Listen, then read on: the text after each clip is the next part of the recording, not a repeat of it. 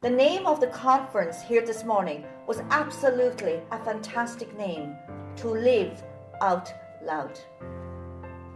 And if we all in this room were to take a few minutes just to live out loud, to express what we feel within ourselves right now as we sit in this room, it would all be very different. If we invest in our children, we invest in society as a whole, and we invest within our country.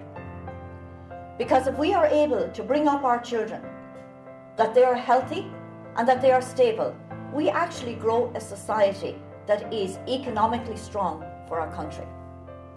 The arts really, really, really matter. And what matters above all else in arts is the arts process, the actual doing of the art. Today we're illustrating how much arts matter through the programme that we have provided for you, and we are going to illustrate this through how the process matters to children's well-being, how the arts process fosters intrinsic motivation in children, which I think is one of the core things that we really want to encourage with children, because if they're not intrinsically motivated, they won't enjoy their lives. You know, if you provide good arts opportunities, they begin to enjoy, they begin to engage, and we foster a disposition to learning and to hard work. And you will probably all have seen children engage deeply in doing something in the arts in some form or another, and the level of concentration that they will exhibit that they won't to something that perhaps is initiated by an adult. If it's initiated by the child, they will engage with it much, much more deeply. A number of times is that you would hear young people saying, I can't draw, I can't do art. But that tends to come after that moment in time when perhaps the young people get intimidated by art, because in the very, very early years you will find no young person saying, I can't do art or I can't draw. They will engage, they will, regardless of at what level they do, they will do so without inhibition. But there does come a point in time where young people begin to lose that kind of confidence, and I think it's important that as educators we ensure that everyone, absolutely everyone, can do art. It's very important that we actually help young people identify what their interests actually are. Important principles are being creative about making new things and taking risks. I mean, how important is taking risks? Because you need to do that in an environment that is comfortable.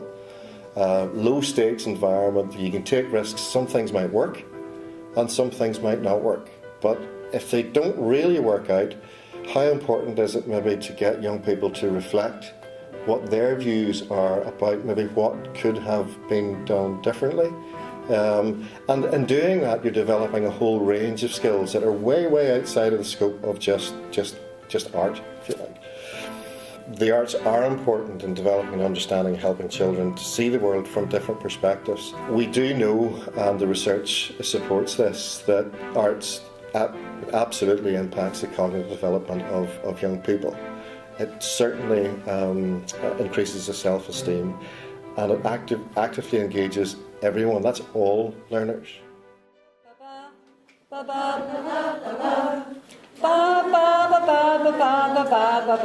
Okay. Ta make shul, hey ho mayadi-o, ta make shul. And then we'll want me, ta make shul, hey ho mawami-o, ta make shul. That's honourable.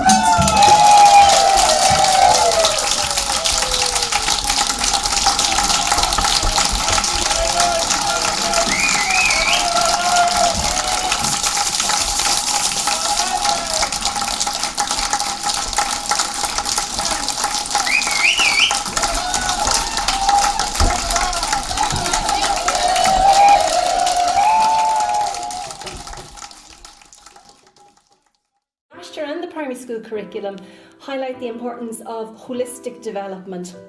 And in that holistic development, the arts play a really important role. And the importance of ensuring that in children's early childhood years, they have really rich creative experiences in order to enjoy their childhoods, but also for what follows later on. In pretty much everything children do, there's an opportunity to nurture creativity and imagination. And maybe if we can find a way of doing that even more, we could possibly come back to, I suppose, the challenge that Picasso noted all those years ago when he talked about the fact children are artists, but something happens along the way. We lose some of that creativity. So the challenge for us, I suppose, is to try and hold on to some of that creativity and to nurture it as best we can through our education system. And in that respect, curriculum can play a really important role, and the arts do matter in the curriculum here in Ireland. Terms like arts, creativity, make-believe, imagination, they support play, and play supports them. Play is an innate drive, creativity is an innate drive. Your role is to nurture the play environment, to nurture the creativity, to extend the play environment, to extend the creativity. It's not your role to actually tell the child what is creative and what is not creative. And you have to be mindful of that. Play is something that is going to shape the future of our world.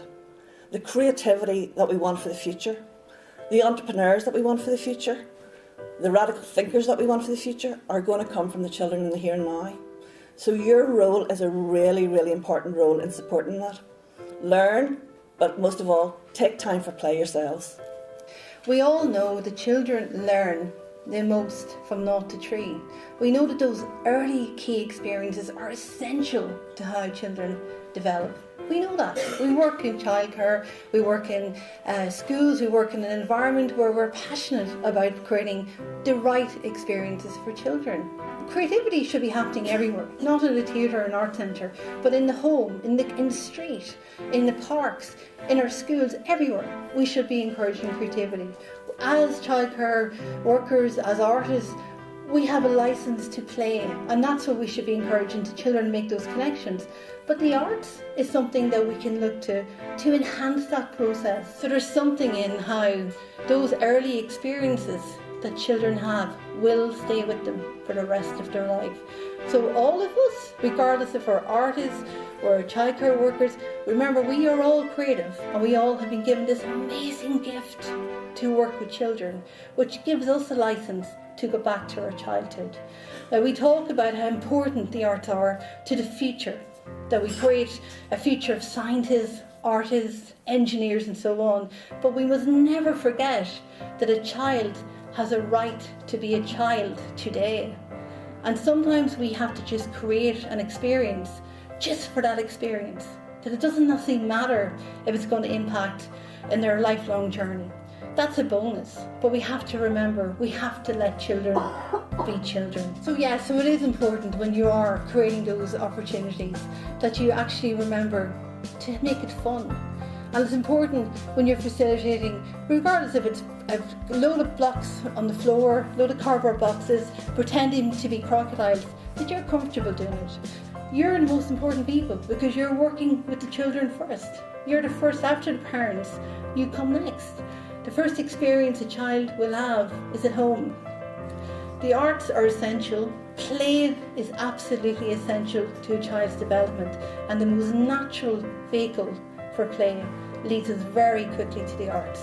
From a child's first finger painting to a lullaby to role playing to let's pretend, they're all essential aspects that we can bring to early childhood. And we know that those key experiences for children are magical.